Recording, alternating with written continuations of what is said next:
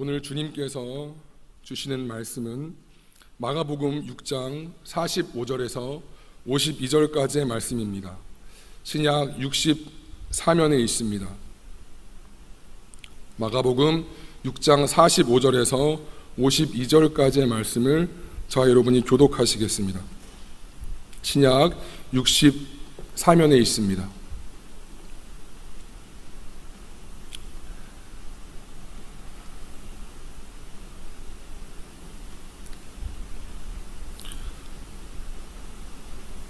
예수께서 즉시 제자들을 재촉하사 자기가 무리를 보내는 동안에 배 타고 앞서 건너편 벳세다로 가게 하시고 무리를 작별하신 후에 기도하러 산으로 가시니라. 저물매 배는 바다 가운데에 있고 예수께서는 홀로 무태에 계시다가 바람이 거스름으로 제자들이 힘겹게 누워졌는 것을 보시고 밤 사경쯤에 바다 위로 걸어서 그들에게 오사 지나가려고 하시매 제자들이 그가 바다 위로 걸어오심을 보고 유령인가 하여 소리 지르니 그들이 다 예수를 보고 놀람이라. 이에 예수께서 곧 그들에게 말씀하여 이르시되 안심하라 내니 두려워하지 말라 하시고 배에 올라 그들에게 가시니 바람이 그치는지라. 제자들이 마음에 심히 놀라니 합독하시겠습니다. 이는 그들이 그 떡 떼시던 일을 깨닫지 못하고 도리어 그 마음이 둔하여 졌음이러라. 아멘. 주님은 왜 이 상황을 주시는가? 라는 제목으로 하나님의 말씀을 증거하겠습니다. 여러분 너무나 반갑습니다. 너무나 잘 오셨고요. 너무나 감사합니다. 우리 같이 한번 인사할까요? 하나님이 당신을 포기하지 않으십니다. 하나님이 당신을 포기하지 않으십니다. 우리 같이 저 영접에 돌아보시면서 인사하시겠습니다. 시작. 하나님이 당신을 포기하지 않으십니다. 네, 아멘. 아멘입니다. 하나님이 포기하셨으면 누구도 이 자리에 설 사람이 아무도 없습니다. 하나님이 끝까지 붙으셨으니까 이 자리에 있습니다. 오늘 본문은 오병이어 사건 바로 그 다음의 일들을 보여주고 있습니다.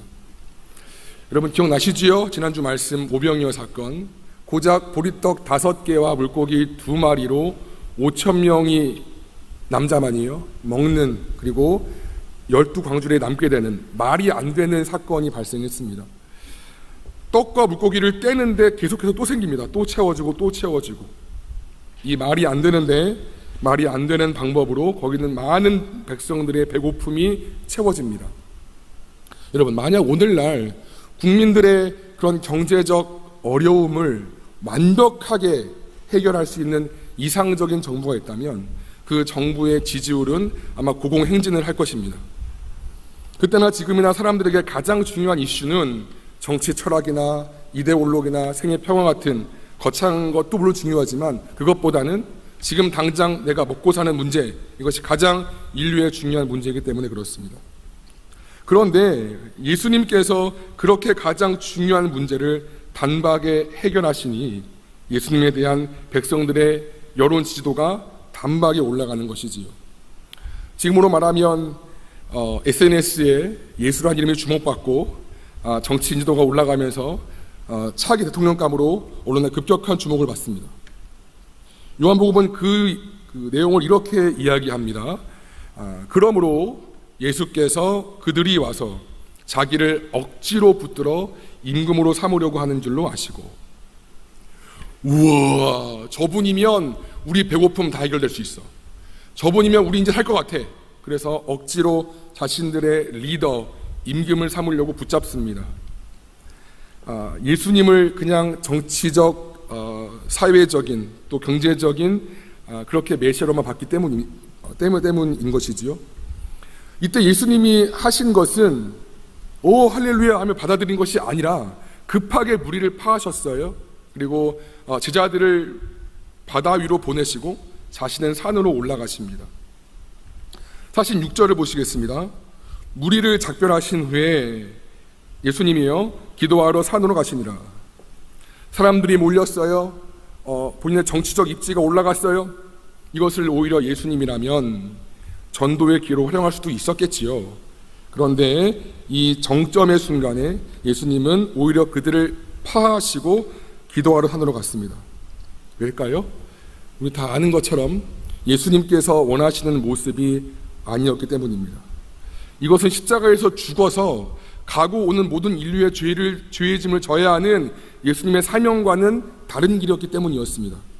그리고 여러분, 더 중요한 이유는 예수님이 그 무리를 파하시고 본인도 급하게 기도하러 산으로 가신 이유는 예수님조차도, 그분조차도 이런 사람들의 인기에, 사람들의 요구에 부합하고 싶어하는 유혹을 받았기 때문입니다.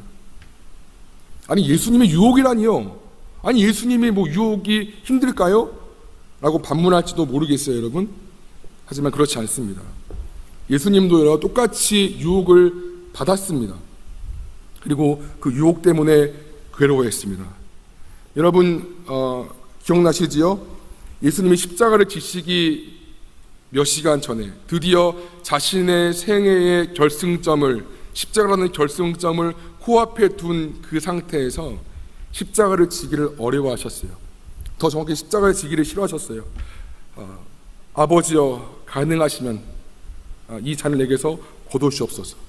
십자가를 지기 싫은 유혹을 받으신 것이지요. 그리고 그 유혹 때문에 핏방울 되도록 땀이 간절하게 기도했었던, 유혹을 받았고 유혹 때문에 괴로워했던 사람이었습니다. 히브리서 4장 15절은 이렇게 이야기해요. 같이 한번 읽겠습니다. 시작.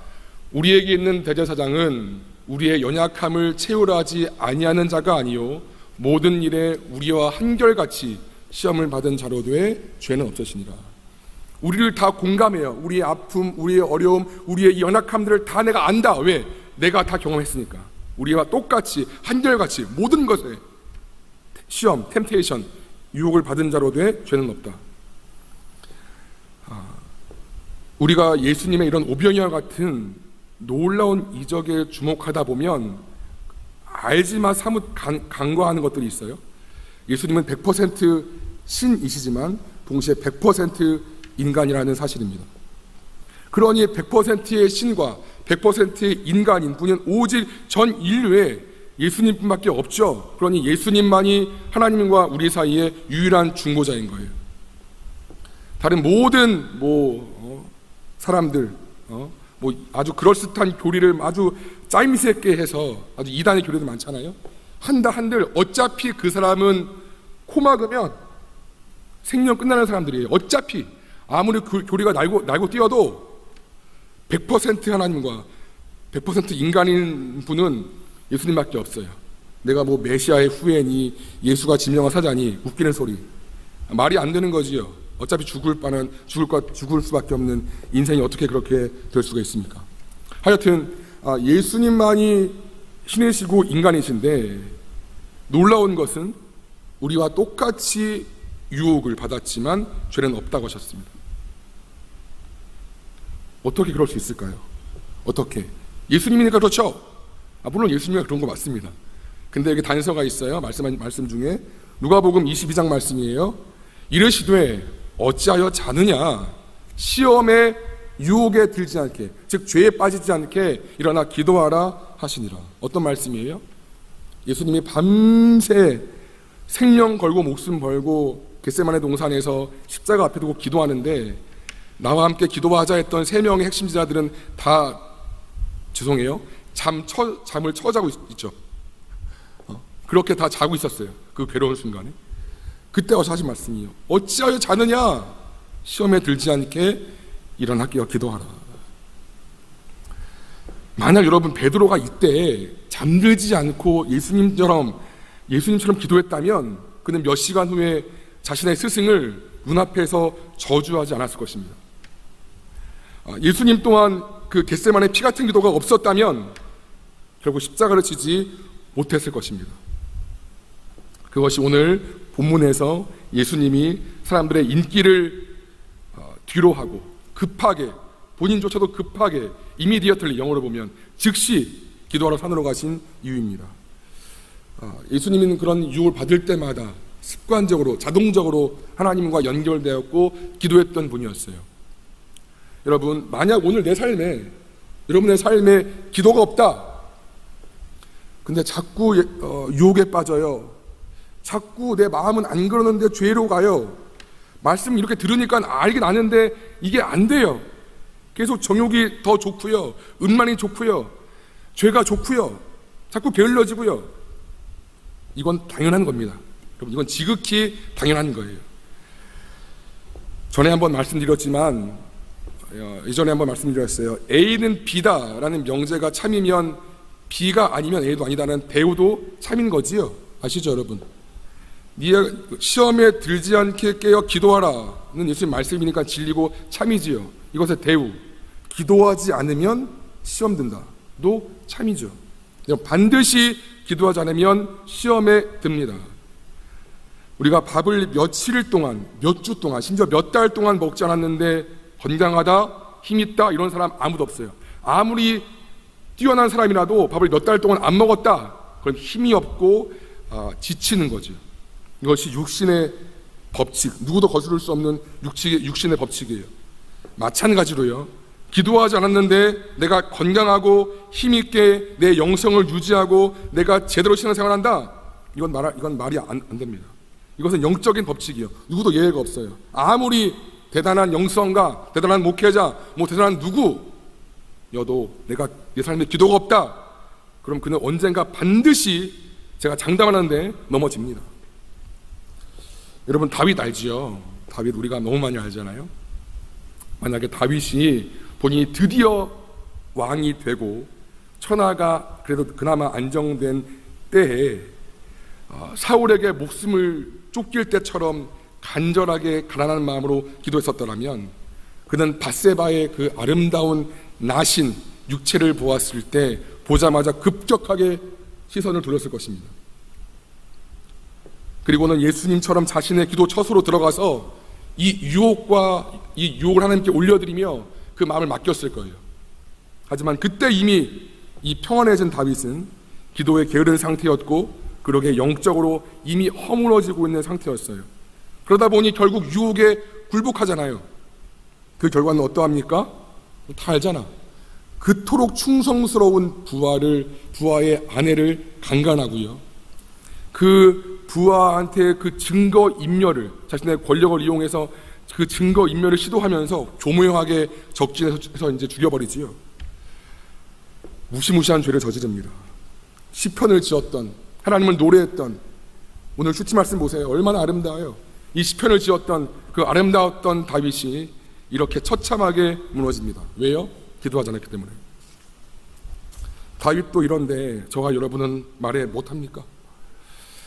유혹을 이기시기 위하여 산으로 급하게 올라가셨던 예수님, 그리고 자신이 기도하시면서 유혹을 이겨내셨기 때문에 제자들에게 본인이 겸한 것처럼 시험 들지 않게 깨어 기도해 라고 말했던 예수님 본받아서 우리도 죄의 유혹이 올 때마다 기도하셔야 합니다. 하루에 단 3분, 5분, 좀 더 하자 10분, 좀 더 하자 30분, 1시간, 아멘. 나와 주님과의 은밀한 공간에서 기도하셔야 합니다. 하나님께 짧게라도 나의 죄를 깨닫게 하여 주옵소서. 하나님의 은혜를 가로막는 나의 죄를 알게 하시고 떠올려주시고 회개하게 하여 주옵소서. 성령님, 나의 연약함을 도와주옵소서. 하나님 만나게 하여 주옵소서. 이 몇 마디나 할지라도 어린아이같이 진실되게 기도할 때 하나님은 그 기도에 반드시 응답하십니다. 가장 최고의 기도는 가장 진실한 기도예요. 미사여구 쓸 필요 없어요. 하나님, 아빠 힘들어요. 최고의 기도인 거예요. 제가 아빠인데 제 아들이, 우리 아빠는 전도사고 전도사이신 아빠고 무슨 아빠고, 야 하지마 그냥 아빠로 불러. 똑같은 거예요. 거룩하시고 전능하시고 위대하시고, 그거 말고 아빠, 아버지 힘들어요. 이게 최고의 하나님이 마음을 움직이는 진실한 기도인 것입니다. 이런 기도가 쌓여갈 때 하나님이 우리 가운데 점점점 역사하시고 예수님처럼 시험에 들지 않게 깨어있는 삶을 살 수 있도록 도우신다는 것입니다. 지금 제가 첫 번째로 말씀드리는 게 예수님의 모습이에요. 이제 두 번째로 살펴볼 것은 제자들의 모습을 볼 거예요. 예수님은 사람들이 자신을 임금 삼으려고 할 때 자신은 급하게 산으로 가셨고요, 제자들은 바다로 보내십니다. 갈릴리 바다의 것이지요. 왜일까요? 행여나 이 무리들의 영향 때문에 마치 우리 그러잖아요. 유명 정치인이나 권력자의 보좌관들이 어깨에 힘들어가고 자신이 뭔가 된 것처럼 이 제자들도 그럴까 봐서 그렇게 물들까 봐서 급하게 무리들과 구별시키셔서 갈릴리 바다에 태워 보내십니다. 그런데 여러분 주목할 것은 땅이 아니라 바다라는 거예요. 다른 지역 갈 수 있어요. 그냥 땅으로 둘러간 것이 아니라 바다로 가게 하셨다는 거예요. 본문의 바다는 원래 갈릴리 호수를 얘기해요. 그런데 여러분 본문의 기자들 다 보면 갈릴리 호수라고 말하지 않고 갈릴리 바다라고 이야기를 해요. 여러분 그 구약적인 개념, 유대교적인 개념을 보면 바다는 혼돈과 혼란과 무질서의 공간이에요. 쉽게 얘기해서 예수님이 의도를 가지고 복음서 기자들도 의도를 가지고 갈릴리 호수라고 쓰지 않고 갈릴리 바다라고 하신 거고 예수님도 그 혼돈의 바다 속으로 보내시는 거예요. 계속 보죠. 왜 그러셨는지. 47절과 8절을 우리가 다시 볼까요? 성경 제가 읽겠습니다. 저물매 배는 바다 가운데에 있고 예수께서는 홀로 무태에 계시다가 8절 바람이 거스름으로 제자들이 힘겹게 노 젓는 것을 보시고 밤 사경쯤에 바다 위로 걸어서 그들에게 오사 지나가려고 하시매. 여러분 배는 바다 그 호수 가운데 있어요. 시간은 밤 사경쯤이에요. 제가 NIV 그 성경으로 영어 성경으로 요한복음 병행 구절을 찾아보니까 3 or 4 miles 3-4마일을 그래요. 그걸 또 찾아보니까 5-6km 정도가 되는 것 같아요. 육지에서 이미 5-6km가 떨어져 왔어요. 꽤 먼 거리죠. 밤 사경은 새벽 3시에서 6시 제일 어두울 때예요. 이미 상당한 거리에 왔고 가장 어두울 때 제자들이 처해 있습니다. 근데 갑자기 바람이 불어요. 폭풍이 불어요. 바람이 거세게 불고 파도가 치는 거예요. 막 배가 왔다 갔다 하고 막 그런 상태가 듭니다. 호수에 웬 폭풍이지요? 전사님? 물어볼 수 있어요? 제가 그림으로 좀 설명해 드릴게요. 이게 갈릴리 지형을 본딴 그 호수 그림이에요. 여기 보면 지금 북쪽에, 동쪽에, 서쪽에, 남쪽 끝 좀 더까지 다 산지와 고원이에요. 다 높은 지형 안에 있다는 거죠. 동쪽에서 지중해 바람이 이 높은 곳이 있으면 낮은 계곡이 있겠죠. 그 동쪽의 지중해에서 계곡을 타고 따뜻한 바람이 불어와요. 그리고 저기 북쪽에 3, 4월까지 눈이 쌓여있는 헬몬산 들어보셨죠? 헬몬산에서 찬바람이 불어와요. 근데 어쩔 때는 이 바람이 동시에 불 때가 있어요. 이 바람이 지중해 그 갈릴리 호수에 만나는데 다 고원이니까 그 지대가 높으니까 못 빠져나가는 거예요. 그 안에서 막 휘돌면서 찬바람과 더운 바람이 섞여서 갑작스러운 돌풍이 생기는 거예요. 지금 바로 이런 상황인 것입니다. 가장 어두울 때 가장 바다 한가운데 맞닥뜨린 이 강력한 폭풍은 갈릴리 호수 출신의 전문가, 어부 전문가인 이들에게도 굉장히 어려운 상황이었습니다. 여러분 예수님은 이렇게 될 줄로 몰랐을까요? 예수님은 아셨어요. 47절 다시 볼게요. 배는 바다 가운데 있고 예수께서는 홀로 무태에 계시다가 요한복음 병행구절은 좀 더 자세하게 이야기를 해요. 6장 17절이에요. 배를 타고 바다를 건너 가버나움으로 가는데 이미 어두웠고 같은 병행구절이에요. 예수는 아직 그들에게 오시지 아니하였더니 큰 바람이 불어 파도가 일어나더라. 예수가 알았어요. 근데 아직 그들에게 오지 않았고 있었다라는 거예요.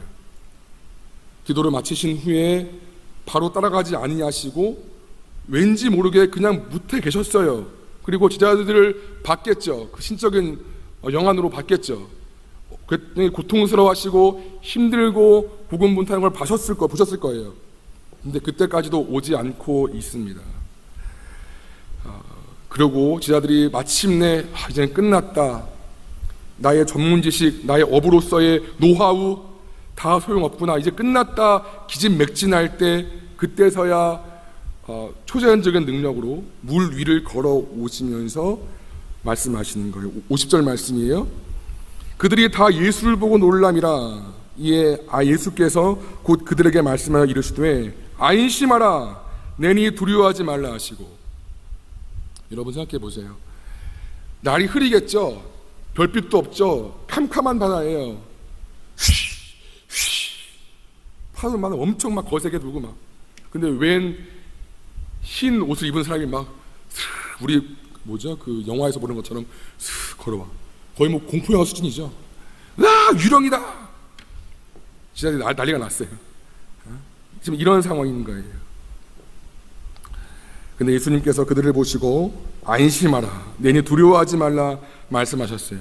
그리고 예수님께서 배에 올라가시자마자 언제 그러냐는 듯 갑자기 바람이 뚝 그치고 폭풍이 잠잠해지고 이전처럼 고요해진 거예요. 참 신기하죠. 지구상의 모든 대상들은 이 중력 앞에 예외일 수가 없지요.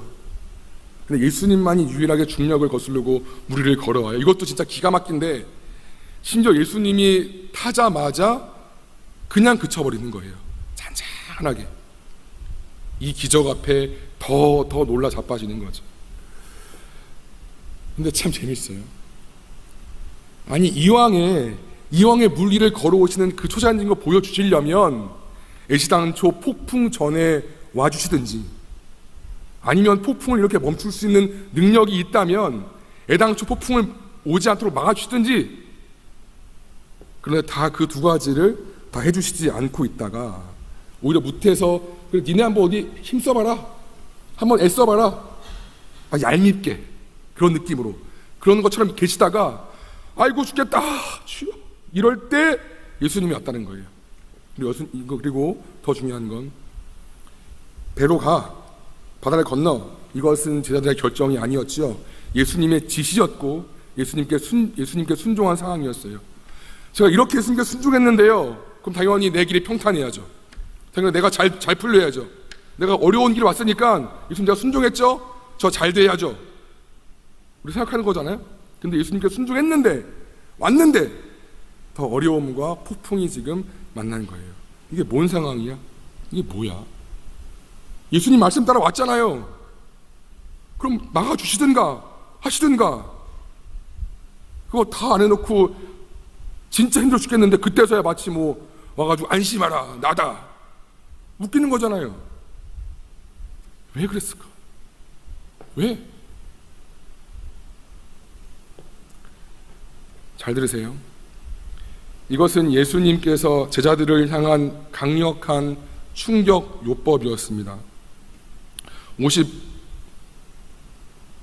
52절 보세요. 51절부터 볼게요. 배에 올라 그들에게 가시니 바람이 그치는지라. 제자들이 마음에 심히 뭐지 놀라니, 이는 그들이 그 떡 떼시던 오병이어의 사건의 일을 깨닫지 못하고 도리어 그 마음이 둔하여졌음이로라. 그 떡 떼시던 일을 깨닫지 못하고, 이게 무슨 말일까? 다시 말해서 제자들은 기적 중에 기적인 오병이어 사건을 경험했음에도, 봤죠? 계속 생기고 이걸 봤음에도 예수님이 이 사건을 통해서 깨닫기를 원하시는 것이 있었는데 그것을 못 깨달은 거예요. 심지어 그 사건에서도 그것을 깨닫지 못하니까 더 마음이 단단해져서 굳어져서 예수님이 물리를 걸어오시는 것, 폭풍을 잠잠케 하시는 것에 대해서 놀라 자빠졌다는 거예요. 그러면 예수님께서 이 전 사건인 오병이어 기적을 통해서 제자들이 깨닫기를 원했던 그것은 무엇이었을까요? 이게 핵심이에요. 마태복음 말씀이에요. 배에 있는 사람들이 예수께 절하며 이르되 진실로 하나님의 아들이로소이다. 굉장히 중요한 말씀이에요. 그냥 슥 지나가는데 굉장히 중요한 말씀이에요. 제자들은 예수님께서 수많은 병자들을 치유하는 것을 봤지요. 오병이어 사건도 눈 앞에서 직접 확인했고 금식을 날라도 줬어요. 근데도 제자들은 아직까지 예수님이 하나님의 아들이시라는 것을 가슴으로 못 깨달았어요. 머리로는 알죠. 예수님 늘 가르쳤으니까. 근데 네네 그렇죠. 근데 가슴으로 그게 와닿지 않는 거예요. 무리들이 생각했던 것처럼 제자들도 예수님을 단지 정치적 메시아 또는 그런 부류의 한 인간으로만 알았다는 거예요. 그러면서 자신들도 그런 예수님 덕 좀 보고 뭔가 나중에 한 자리 차지해야지 이런 마음이었다는 거예요. 그런데 정말 죽기 직전까지 갔다가 이게 하나님의 아들이 아니면 도대체 안 되는 거거든. 이게 신이 아니면 도대체 안 되는 거거든. 내가 아무리 안 믿으려고 해도 이 도대체 이 무리를 걸어오는 걸 보고 이걸 보니까 하나님의 아들이구나 드디어 고백하는 거예요. 이 오병이어 사건 때 못 깨달았던 것이 연이어 이 충격적인 사건을 통해서 그 힘든 사건 속에서 하나님 만나니까 진짜 하나님의 아들이었네? 이렇게 됐다는 거예요. 다시 말해서 이 고백은 최초로 제자들이 예수님이 어떤 분이신지 신앙 고백을 한 합동 신앙 고백인 거예요. 이분이 하나님의 아들이었도다. 최초의 고백이에요. 그 마음에서. 여러분, 안심하라, 내니 두려워하지 마라. 이 세 단어, 안심하라, 나다, 두려워하지 마라. 이 세 단어 중에 제일 중요한 말은 뭐예요? 단연코 가운데 말, 내니, 나다예요. 여기서 나다는 헬라어로 에고에이미라는 말이에요. 이 말이 어떤 말이냐면 우리 출애굽기 아시죠? 예수님 여호와께서 불타는 가시나무 떨기에서 나타나셔서 모세에게 나는 스스로 인정한다. I am who I am. 이때의 신적인 자기선언인 거예요. 똑같은 고백인 거예요. 나 하나님이야. I am. 모세에게 불 가운데 나타나셨던 하나님께서 이제는 제자들에게 물 가운데 나타나신 같은 개념인 거예요. 그냥 나 예수님, 너희들 알던 나 예수인 거잖아가 아니라 안심해. 에고에이미, 나는 하나님이야. 두려워하지 마. 지금 이 말씀 하시는 거예요. 얘들아, 내가 하나님이야. 이제 알겠니? 그냥 기적 많이 베푸는 능력 있는 사람 아니고 온 우주 만물을 창조한 하나님이야.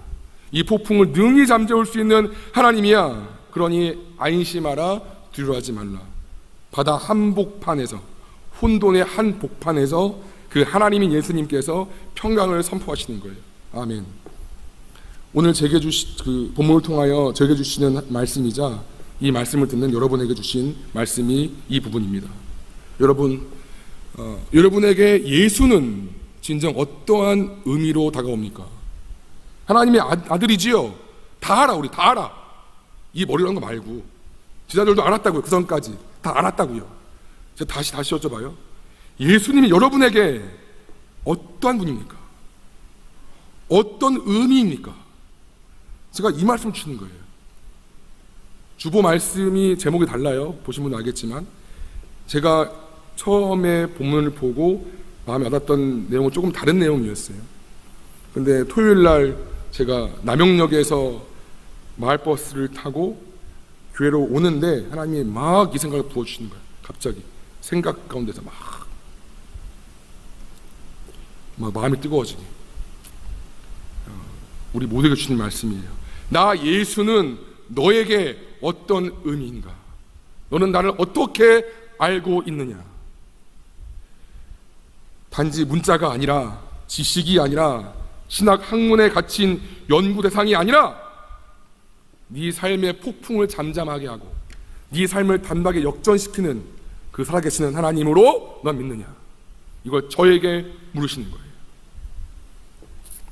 이 사건의 경험자이자 주님의 고난과 부활의 증인이었던 베드로 있었겠죠, 여기에? 특별히 이 알매 대해서, 이 진짜 예수를 알매 대해서 조금 더 강조합니다. 베드로서 1장 2절은 이렇게 얘기를 해요. 같이 한번 읽겠습니다. 시작. 하나님과 우리 주 예수를 알므로 은혜와 평강이 너에게 더욱 많을지어다. 은혜 좋아요, 평강 좋아요. 근데 언제 하나님이 진짜 이러신 분이구나, 예수님 이러신 분이구나, 진정 내가 알 때 그 은혜가 온다는 거예요. 평강이 온다는 거예요. 1장 3절 말씀이에요. 같이 한번 읽겠습니다. 시작. 그의 신기한 능력으로 생명과 경건에 속한 모든 것을 우리에게 주셨으니 이는 자기의 영광과 덕으로서 우리를 부르신 자를 알므로 말미암음이라. 이미 생명과 영혼에 속한 모든 것을 그 자신의 자녀에게 주셨어요. 이미 다 자원이. 근데 언제 부어져요? 알 때. 나를 부르신 분을 알 때 부어진다는 거예요. 더 있어요. 2장 20절 말씀이에요. 만일 저희가 믿는 자들이 우리 주 되신 구주 예수 그리스도를 알므로 세상의 더러움을 피한 후에 다시 그 중에 얽매이고 지면 그 나중 형편이 처음보다 더 심하리니. 우리가 죄를 피하여 죄가 죄인 줄로 느껴져요. 이제는 음란으로 느껴지고 방탕한 느껴져요. 어떻게 해요? 예수를 알 때 이게 다 된다는 거예요. 다시 말해서 예수님을 내가 어떻게 알고 있느냐가 이 신앙의 출발이자 핵심이라는 거예요. 여러분, 우리가 정말 예수님을 내가 안다면, 하나님으로 알고 신으로 알고 구원자로 알고 머리가 아니라 내 가슴으로 안다면 우리가 문제 앞에 쉽게 낙심할 수 없습니다. 왜? 나를 붙드는 분이 누군지 알기 때문에. 쉽게 죄를 지을 수도 없지요. 왜? 나를 부르신 분이 누군지 알기 때문에. 결코 대충 신앙생활 할 수 없지요. 왜? 이 예배를 부르신 분이 누군지 알기 때문에. 지금 이 자리에서 이 설교를 들고 계신 분이 누구면 알면 대충 말씀을 전할 수 없지요.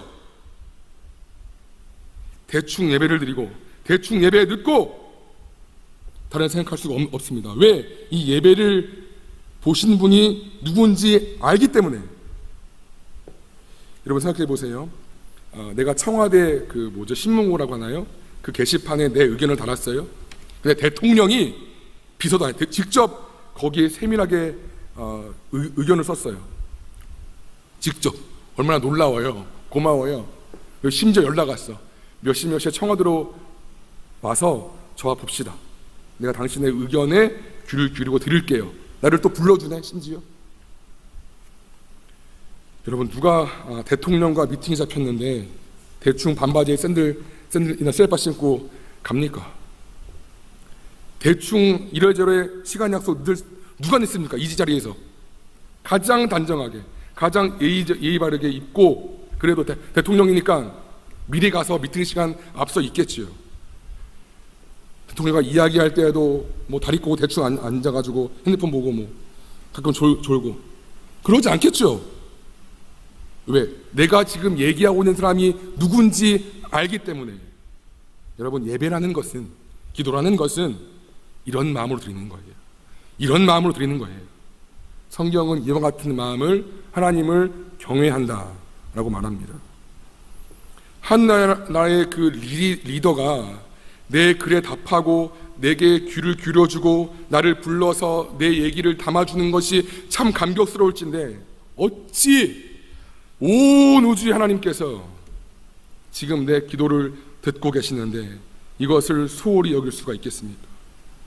지금 이 예배를 받으시는데 어찌 소홀히 여길 수 있겠으며, 하나님이 내가 너를 도우리라, 내가 너와 함께하리라, 내가 어찌 스스로 내 인생을 포기하며 내가 낙심할 수 없지요. 왜? 근원이 나를 부르신 그 분이 누군지를 알기 때문에. 오늘 본문의 제자들처럼 하나님을 모르기 때문에 우리가 다 그런 거예요. 머리는 알고 들어서는 아는데 나에게 진짜 예수님이 하나님의 아들이 되지 못했기 때문입니다. 그래서 여러분, 하나님이 아프지만 여러분을 이 바다 한 보판으로 밀어 넣으시는 거예요. 예수님이 제자들에게 얘들아 바다 가지 말고 이렇게 무트려가지고 저쪽 가 있어? 할 수 있었겠지요, 편하게. 근데 굳이 바다로 가라고 했어요. 힘들 거 알면서. 문제가 주어졌다는 거예요. 근데 여러분, 평안히 가면 그 제자들의 이 자기 틀이 안 깨지는 거예요. 그 바다에서 줄뚱살뚱 했는데 그때 주님 만나니까 하나님의 아들이구나, 이게 드디어 깨달아졌다는 거예요. 여러분, 하나님께서 우리 가운데 주신 어려움과 문제를 해결받기를 물론 기도해야 돼요. 근데 더 중요한 건 왜 이 상황이 나에게 왔는가? 우연은 없어. 왜 이 어려움이 나한테 왔는가? 하나님의 그 의도는 무엇인가?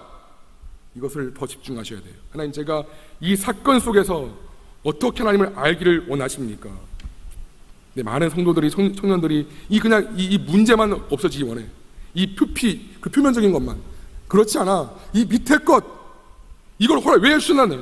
관계의 어려움, 경제적인 어려움, 누구의 뭐 어려움 있잖아. 다 누구나. 너 왜 왔냐 그거. 왜? 하나님을 알게 하기 위해서. 내가 죽을 것 같을 때 하나님 만나고 생각해 보세요. 와, 진짜 살아계시네. 하나님 진짜 짱이시네. 내 가슴으로 느껴지는 거예요. 목사의 설교가 아닌, 누구의 설교가 아닌 내 가슴이 하나님을 느끼면서 이건 내 진짜 신앙인 거예요. 그때부터 진짜 출발인 거예요. 그 모든 것의 핵심은 하나님을 알게 하기 위함입니다. 그 사건 속에서 하나님을 만나고 안심하라, 난이 두려워하지 마라 라는 그 음성을 들음으로써 하나님을 진정 하나님답게 믿고 하나님답게 경외하게 하기 위함이라는 것입니다. 하나님 살아 계시구나, 하나님 진짜 살아 계시네, 이 다윗의 하나님이, 요셉의 하나님이 나의 하나님이시구나, 이게 다가온다는 거예요. 그랬을 때 삶 속에서, 삶에서 드디어 마침내 하나님께서 우리에게 이 고백을 받아내시기 위해서, 이 믿음을 받아내시기 위해서 하나님도 아프지만 이 어려움을 우리 가운데 준다는 것입니다. 그럼 말씀을 정리합니다. 여러분, 전반부와 후반부가 있지요. 전반부는 예수님의 인간적인 모습이었어요. 유혹이 올 때마다 기도하셨어요. 예수님조차도 유혹받았고 유혹 앞에 흔들렸어요. 근데 자신의 사명과 어긋났을 때, 주신 마음과 어긋났을 때, 말씀과 어긋났을 때 그는 바로 기도했습니다. 성부 하나님 도와주십시오. 제 마음이 이럽니다. 흔들리고 힘들고 어렵습니다. 유혹이 틈을 탈 수가 없어. 마귀가 틈을 탈 수가 없어. 이 모습 본받아서 여러분 단 5분이라도 하루에 은밀하게 기도하십시오. 말씀의 후반부는 예수님의 신적인 모습이 더 강조되었어요. 하나님은 오늘 나에게 허락하신 많은 힘들고 고통스러운 이 사건들을 통해서 그 바다 가운데서 한 복판, 혼란의 한 복판에서 평안을 선포하십니다. 딸아, 아들아, 두려워하지 마. 안심해. 나 하나님이야. 이걸 알 때 이 평강과 은혜가 부어진다는 것입니다. 진정 예수님이 오늘 이 본문을 통해서 나 예수는 너에게 어떤 의미냐, 나는 너에게 어떤 사람이냐 라고 물으시는데, 여러분 이 설교를 통해서 곰곰하게 묵상하시고 그 하나님 물음 앞에 답변하시기 바랍니다. 제 설교 말씀 이거 아니었어요. 근데 하나님 바꾸셨다고. 왜? 저만 좋으라고요? 아니요. 우리 모두에게 주시는 하나님의 말씀인 것이죠. 하나님 말씀답게 들으시고 진지하게 이 물음 앞에 대면하시면서 답할 수 있는 우리 모두가 되기를 간절히 축원합니다. 아멘.